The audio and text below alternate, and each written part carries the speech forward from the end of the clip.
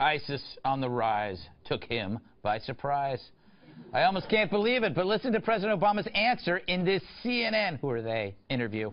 The rise of the Islamic State surprised you. It took you by surprise. It took the administration by surprise.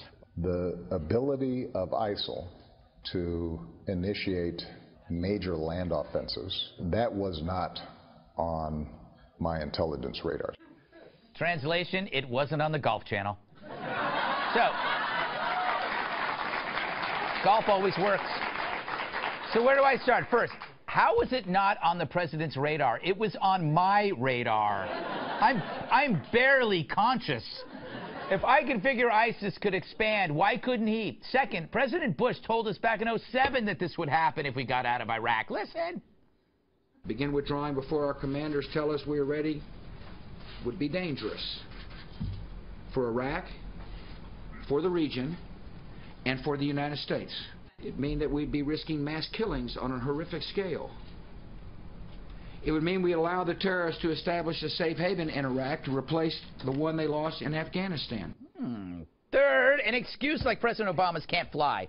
No president can say, I didn't know it was going to be on the test. So it doesn't work that way. Final point, the president's drop ball on ISIS certainly didn't help his party during the last election, or Hillary Clinton. So I guess in that regard, good job, Mr. President. Well done. Ambassador, is the president in some sort of denial? Like he can't bring himself to say that he screwed up? Well, I think that's been a problem for a long time. But look, he was perfectly familiar with ISIS. He famously said they're just junior varsity. You didn't have to care for them. So they were on his radar screen. But because he doesn't understand the ideology that motivates the terrorist, he just didn't pay any attention to them until it was too late. And a lot of people have died because he didn't understand it or wouldn't understand it. In fairness, a lot of European leaders don't either.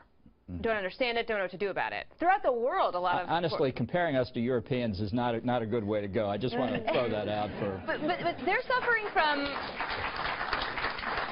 But you're seeing a lot of mass-scale attacks in Europe we have over the last couple of years, so it's clear that really nobody knows what to do about ISIS. And we saw that throughout the last election. I knew from day one. Well, but what, do you know what to do about ISIS? Though? Yes. What's that? You kill them.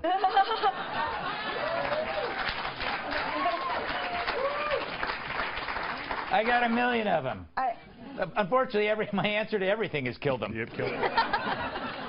I understand, though, why he was surprised. Because he had this ideal in his head that he was going to be the anti-war president. Yeah. So anything that didn't fit into that vision, you kind of just, don't really pay attention to it, right? We've all ignored red flags before, right? And it's like you're technically surprised when you find out that they're cheating on you, but in the back of your head, you're like, I knew Bible study didn't go till 4:30 in the morning. On top of whatever, what happened to you? Like, when your book comes out, I'm going to need tissue and a only after brain my surgeon. dad's gone can that Wow. come out. Yeah. But I think another thing that we're forgetting is it was the beginning also of the politically correct era, and we need to leave them and let them solve their own problems. We didn't let generals be generals. We didn't let put handcuffs on our army. We pulled it out because it was the feel-good thing, not the right thing to do. We basically left the keys. Macaroni in the oven with directions how to cook it in the Middle East for them to just do what they want to do. We pulled out, and once our presence was gone, it was basically recess, do whatever you want to do, and nobody else stopped them. So we literally are responsible because, one, we cleared out the competition, and we left. We basically left the field, the tools, and no one did anything about it. And what we say back growing up was, he got caught slipping. He thought because of all the praise they got from killing Osama bin Laden and doing all this stuff, oh, game over, we did it. Yeah. And all we really did was just help the next man up. I have a theory. You may clap. Now you may.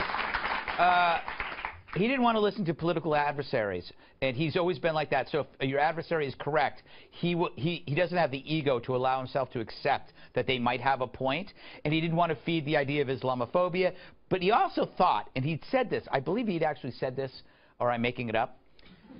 He thought taking ISIS seriously would be complimenting them. Like, we don't want to treat them as though they're, that's what he called them, the JV team. He didn't want to give them this grand reputation, which is like a doctor not taking your brain cancer seriously because, you don't want it to get a big head. We don't want your cancer.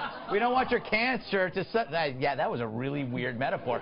But it works. It does work. It's like, and so even ISIS, I think, was kind of offended. They're going like, hey, guys, how many people do we have to behead before the United States cares? Not just that. Every action movie you've ever seen, the bad guy ignores the, Apollo Creed. Oh, don't worry about Rocky. Don't worry about him. Like, literally, it's the blueprint of every movie. It is. Where there's a bad guy in it. Oh, don't worry about him. He can't fight. And then there's a montage of training, which was run on the air every night where they're doing their things. They had the montage. We literally inspired them. Said, hey, you know.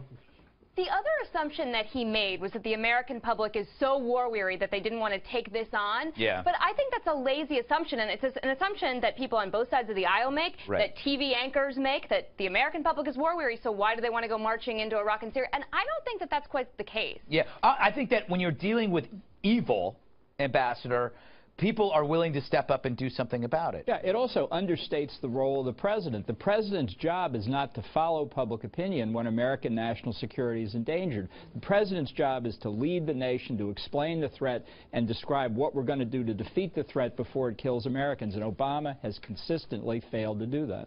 Thank you, Mr. Secretary.